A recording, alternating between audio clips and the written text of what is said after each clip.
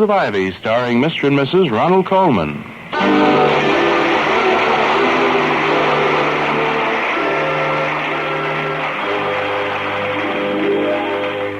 Good evening, this is Ronald Colman. And Benita Hume. Inviting you to join us again on the campus of Ivy College. And now, the Halls of Ivy. We love the halls of ivy that surround us here today. Welcome again to Ivy College, that is, in the town of Ivy, USA. There's a contagious disease spreading around the college these days, and you don't have to be a doctor to recognize the symptoms. The wandering eye, the listless manner, and the unwonted eagerness and rejoicing with which the dismissal bell is greeted. All these are the signs of spring fever. And no one at Ivy seems to escape the affliction, least of all Dr. William Todhunter Hall, the president, and his wife Victoria, who are taking an afternoon stroll through the campus. Vicky, if I'm called upon to justify my absence from presidential duties this afternoon, I hope I can do so with dignity and logic. Oh, go on. I guess even the college president can play hockey now and then if he wants to. Hooky, my love. The word is hooky. Hockey is a sport usually played on ice. Oh, ever play it? Hooky? No, hockey. Oh, yes. In my junior and senior years here at Ivy, I played goalie. Same time as you played hockey? My, you were busy, weren't you? No. A goalie is a hockey player. He guards the goal, which is a sort of a cage on a steel frame. One year, we took our paraphernalia over to Newcastle College because they were short of equipment. The papers made quite a to-do about our carrying goals to Newcastle. Oh, yeah, Newcastle. Yeah, I like this story. Well, if you're caught, I'll tell him you were running a few degrees of spring fever and had to get some fresh air. Yes, in these vernal seasons of the year, as John Milton said, when the air is calm and pleasant, it were an injury and sullenness against nature not to go out and see her riches and partake in her rejoicing. I somehow can't think of Milton rejoicing. I just think of him as a melancholy fellow who lost his paradise. But he regained it, you remember. I think his publishers demanded a cheerful sequel. No, I think maybe 20th Century Fox made him an offer if he'd fixed it up with a box office ending. And in that case, it would have been 17th Century Fox. Oh, yes. But why are you staring at Emerson Hall, Vicky?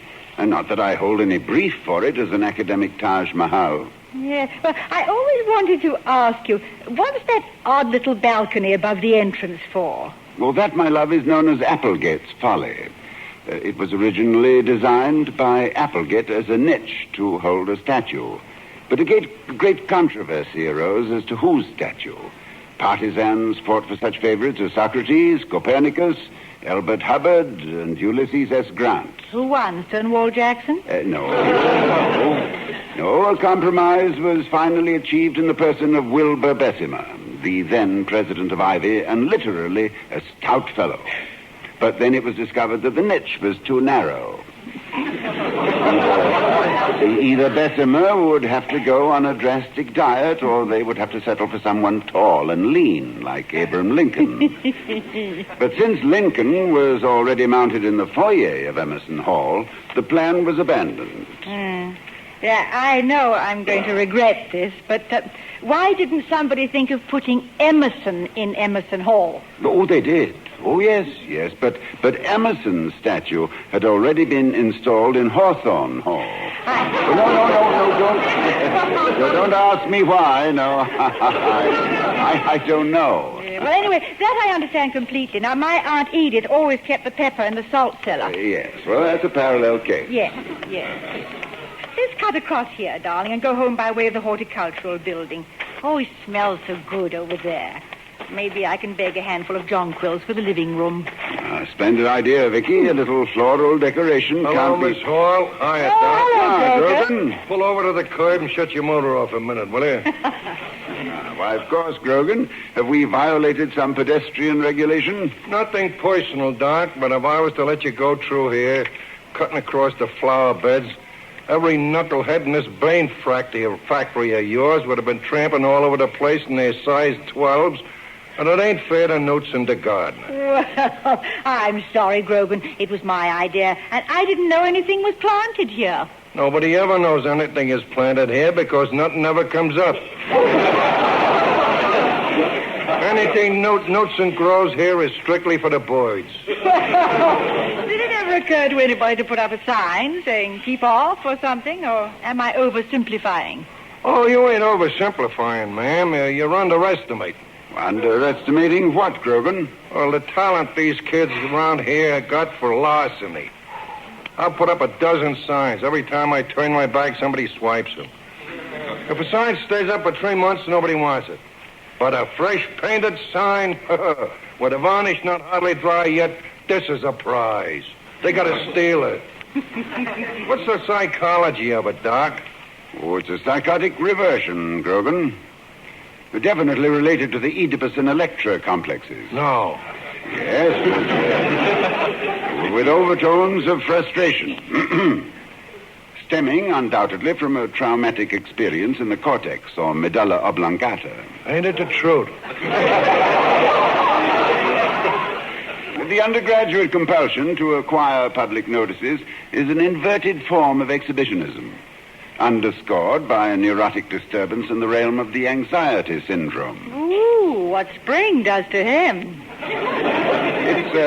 It's an aberration, commented on and documented copiously by the Viennese psychologist Van Schmickelberg in his monumental Auf Niebenhauer Blickenspiel, and supplemented later by Dipfelmeier, as set forth in his 12-volume Schlagen Profunde den Linden mit Pfeffernussen in der Kringelsturm. It's amazing, Doc, the way you and me think along the same line. Grogan, I'm sure he'd like to lend you Von Schmickelberg's book any time you want to read it. What was the name of it again, dear? You mean the Kriegswasser nicht verstehen in der Aufgeschmache? No, I mean der Schwander der Dudelsack Pfeifer. There's so many of them. Yes. Well, Grogan, I'm sorry we violated the regulations. That's okay, Doc.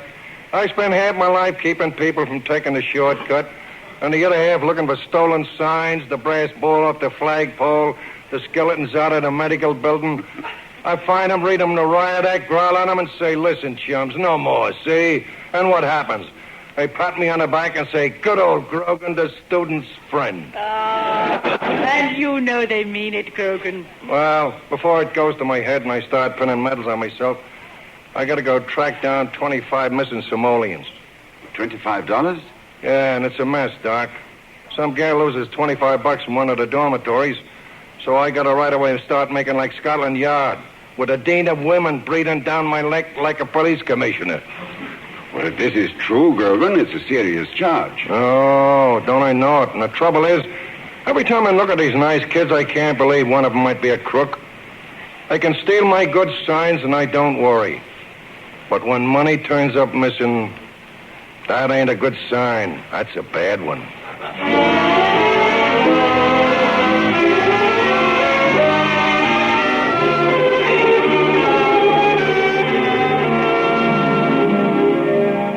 Darling, it's nearly 5. Aren't you about through for the day? One more appointment, Vicky. Dean Huxley called, and she's sending one of her young charges over to see me. Oh, dear. Some co-ed out late again without a pass, I suppose. No, this is one of our most exemplary students, Eleanor Joyce. Eleanor? Oh, she's one of the bright and busy ones. I don't know how she finds the time. She's on half the student committees this year. Yes, but why does she want to resign from the most important of all of them, the Student Judiciary Council? No, maybe she flipped her lid. Flipped her lid. It's a slang expression. I know, dear, but it was not originally a slang expression. No, it derives from our American Revolution. Really? A soldier from a New Hampshire regiment named Philip Lyd. Philip O. Lyd, to be exact. He was in the habit of going all to pieces at the first rattle of musketry. So, doing a Philip O. lid soon became a New England expression. And by 1800 had become corrupted to flip the lid.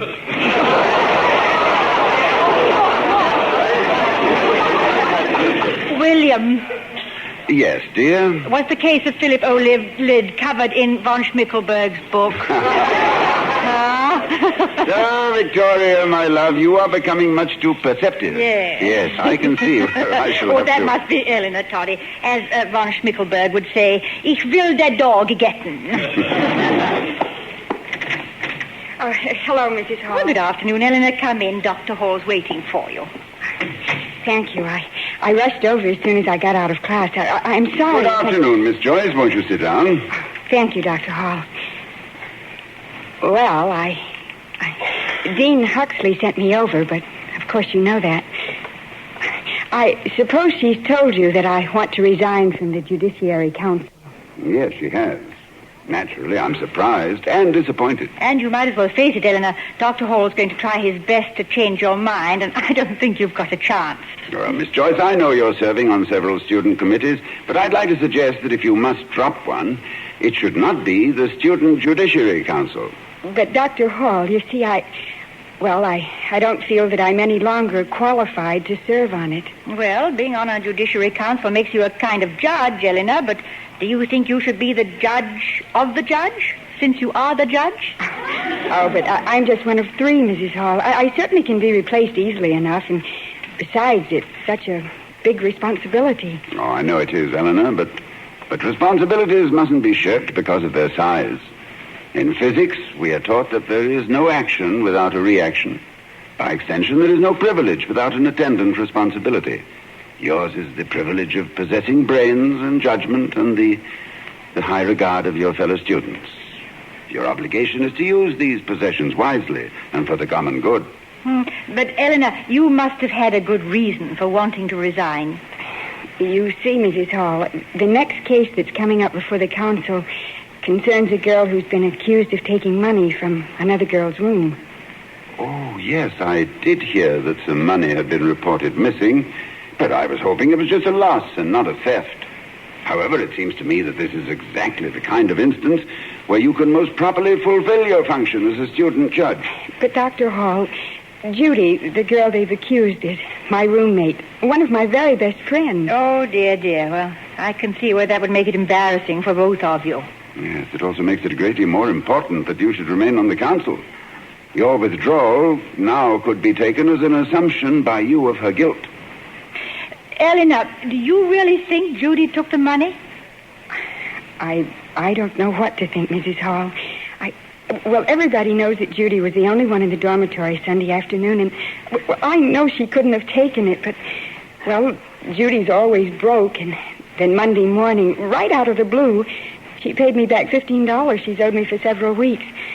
When I asked her where she got it, she got angry and said it was none of my business. Well, surely you wouldn't convict her on that kind of flimsy evidence, would you? Well, no, of course not. But when I tried to ask her for some explanation because I wanted to help her, she got so mad that now I'm positive she thinks that I believe she's guilty. And, well, I just can't face her. Well, Eleanor, however personally distressing this may be for you, I don't think you should evade your responsibility. And you might remember two of Sir Matthew Hale's rules for judicial conduct. That you be wholly intent upon the business you are about, remitting all other cares and thoughts as unseasonable. And that you suffer not yourself to be prepossessed with any judgment at all until the whole business be heard.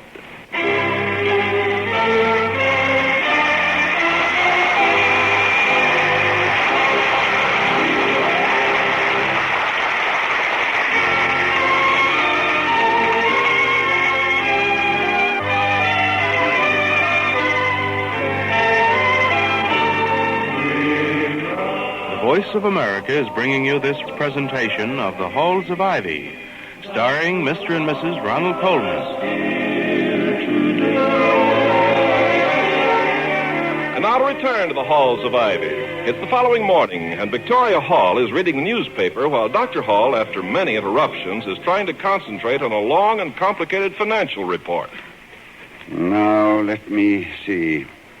Installing sump pump in basement of Wellman Hall. Calling a what, Toddy? A sump pump. And for $1,450. It's outrageous. I think, not knowing exactly how much one should pay for a sump pump. Well, maybe some pumps come to a bigger sum than other sump pumps. Well, incidentally, what exactly is a sump pump? Yeah, and please don't refer me to that Viennese authority von Schmickelberg. No. A sump pump, my love, is a pump installed in a sump. A sump is a pit or reservoir. Now, if I can have a moment's quiet, it seems to me that $1,450. Oh, I'm What sorry. happened? What well, was that? I'm What- sorry. what? I thought I'd take the receiver off the hook so the phone wouldn't ring and disturb you while you were working, and I dropped the telephone. Well, thank you just the same. Sorry. Now, let me see. For $1,450 for installing the sump. Well, what's that? It's just a vacuum cleaner, dear. I'll get Louisa to turn it right Oh, off. it's inevitable. Louisa has an infallible sense of timing. Whenever I have work requiring concentration, this and no other is the time for vacuum cleaning. I know that some people would enshrine the man who invented the vacuum cleaner among the immortals. But I, who ask only for one little moment of cloistered quiet... Well, darling, Louisa must have heard you. She's turned it off. When you think that for the sake of a speck or two of dust, you endanger the delicate tissues of our neural system, and when you consider that $1,450 for the sump pump plus $648. Yeah, well, it's all right. Louisa will answer the door. 1,456. No. Oh, no. I've been looking at the wrong figure. I'm over here, darling. Yes, I see. 1,450. Oh, I see. I don't add the 1,450. That's included. Oh, dear. Come in, Louisa. Excuse me, Dr. Hall. The mail's here. Mrs. Hall, I put it in the icebox. Yeah, well, thank you so much, Louisa. It's very thoughtful of you, and I'm glad you told me. I know you don't like me to, Dr. Hall, but it was turning green. But what can you expect when you've had it since Christmas? Well, if I've had it since Christmas, Louisa, you might just as well throw it out. It's even too late to reply by telegram. That's the funniest thing I ever heard, Dr. Hall. They say that sometimes when cheese gets old, it smells so strong it can walk away by itself. But I never knew it could walk as far as the telegraph office. Oh, it's the cheese you put in the icebox, not the mail. That's what I said, Mrs. Hall. Oh. Now, what did I do with the mail? Well, what's that peeping out of your apron pocket? Oh, my. Here you are, Dr. Hall. Here's the mail. Thank you, Louisa. And, Mrs. Hall, I'll just have to sweep today. Well, got my work to do. Must have been a hairpin. Now, how does a hairpin make a cheese turn green? Yeah, well, it's a good question, and I have a silly answer. The hairpin was caught in the vacuum cleaner, darling, and that's why it stopped so suddenly. Oh, hairpins. Yes, I must remember that. In the future, when I want quiet, I shall tiptoe out and silently strew hairpins all around. Yes, and just as silently pay the repair bills, I'm sure. Any mail for me? Vicky, look at this. $25. Oh, Toddy, you won something. Have you been sending in box tops again? Huh? Trying to win a little dandy space patrol disintegrator with a built-in rocket signal? Listen to the note with it. I'm sorry I caused such trouble. Judy Buckley didn't steal the money. I did. I just wanted to borrow it. But since there's been so much fuss, I am returning it. I hope this clears up everything without any further trouble for her. Naturally, it's unsigned. Well, good for Miss Unsigned. That gets Eleanor out of her dilemma. Yes, but it poses a dilemma for me. What about Miss Anonymous? Since she's returned the money, am I just to accept her explanation? Or am I to try and find out her identity? I think I'd better call Dean Huxley about this right away. Yes, and Eleanor, too. She'll be delighted. But, darling, first of all, you'd better get in touch with Grogan and tell him to call off his bloodhound. Yes.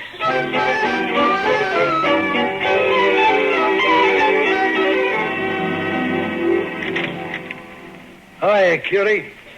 Just wipe your shoes on the matting, Mr. Grogan, and don't call me cutie.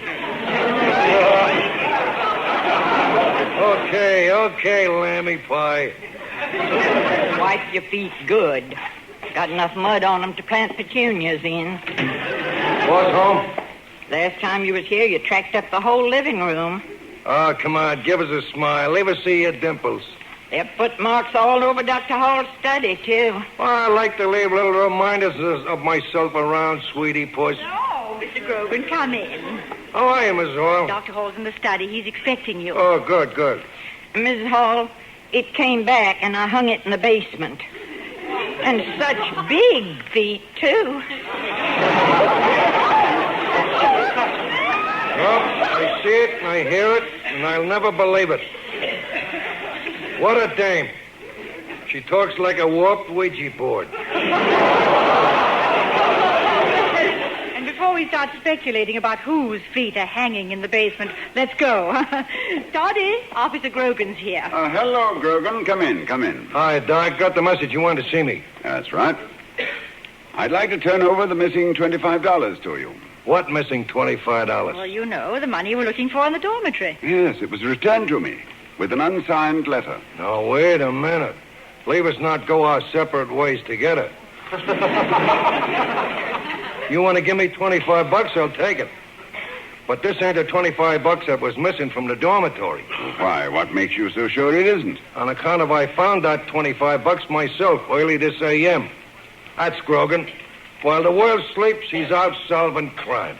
But how could you have found the stolen money? It was returned to Dr. Hall in this morning's mail. That money wasn't stolen. It was just mislaid. Look, in what I've learned, seems like 100 years working with these kids. What I've learned, when something is lost, it probably ain't. So I figures money is paper. Where do kids put papers? In books, comes my quick reply. So I says to this doll, go through all your books, mouse mind. And she does. And there it was in her trigonometry. It doesn't really make much sense. You find the $25 in a book. And I receive, ostensibly, the same $25 in the morning mail. Well, it ain't often I get two solutions to the same crime, Doc. But it looks like you're $25 ahead. You could stick it in your pocket and forget it. But you got a conscience. The most expensive organ in the human body. So, what do? Go pinch somebody for sending you 25 clams? No, it won't be necessary, Grogan. The case is closed, thanks to your experience and ingenuity.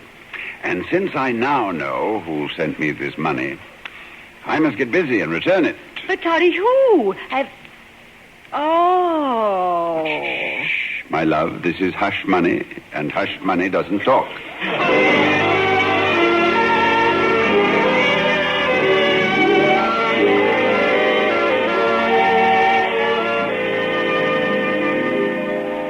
I sent for you, Eleanor, because I knew you'd be glad to hear that your friend Judy's innocence has been completely established. Oh, it has? Well, that's wonderful, Dr. Hall. Yes, Officer Grogan was just here and told us the good news. Officer Grogan? But what did he have? He found the money this morning. The girl had tucked it away in a book and then forgotten all about it. Found the money in a book? But that's not... Yes, it wasn't stolen at all, Eleanor.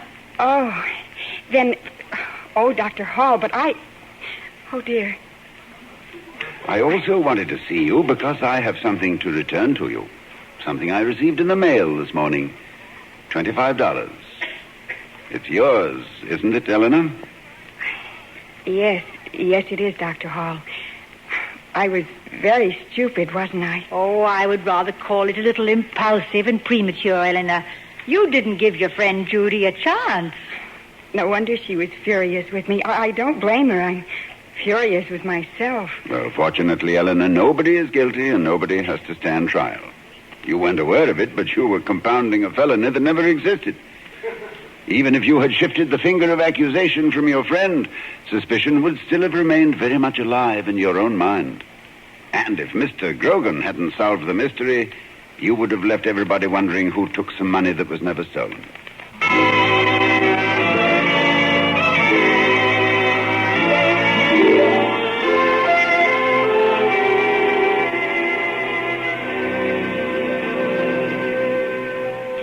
seems a shame, doesn't it, darling, that such a nice girl as Eleanor could make such a mistake in judgment with the best of intentions. Well, Vicky, as Oscar Wilde observed, whenever a man does a thoroughly stupid thing, it is always from the noblest motive. You were very gentle in handling her, Toddy. And now, while you're enjoying the satisfaction you so richly deserve for the solution of this case, I've got a mystery of my own to solve. And what is that, my love?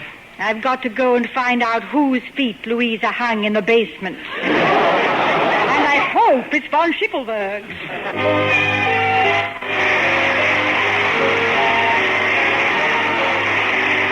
We'll be seeing you next week at this same time at the Halls of Ivy, starring Mr. and Mrs. Ronald Colman. Oh, we love the halls of ivy that surround